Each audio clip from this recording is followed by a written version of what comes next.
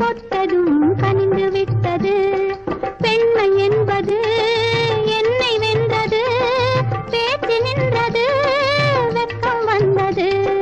பெண்மை என்பது என்னை வென்றது, பேச்சு நின்றது, வெட்கம் வந்தது. ஏதோ ஏதோ ஏதோ ஒரு மயக்கம், அது எப்படி எப்படி எப்படி வந்தது எனக்கும்.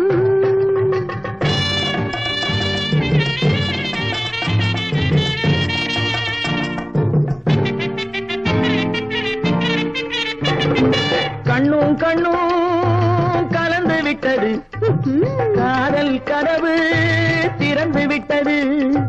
கண்ணும் கண்ணும்